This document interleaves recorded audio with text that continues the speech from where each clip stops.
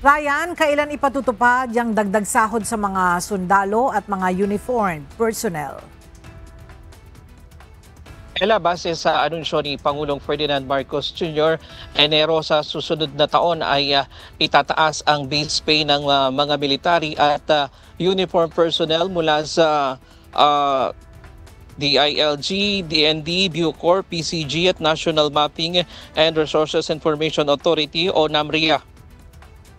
Ipatutupad ito sa tatlong tranches mula 2026 hanggang 2028.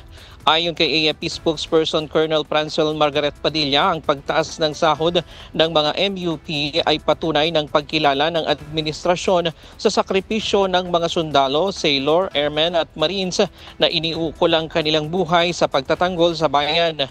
Hindi lamang ito magpapalakas sa moral ng mga sundalo, kundi magpapatibay pa sa kanilang paninindigan na maglingkod ng may profesionalismo, integridad at karapatan. Nagpapasalamat din siya sa patuloy na suporta ng Pangulo sa AFP. Ipinahayag naman ni AFP Public Affairs Office Chief Colonel Cerces Trinidad ang malaking pasasalamat ng buong AFP sa pamahalaan sa pagpapahalaga nito sa kapakanan ng mga men in uniform.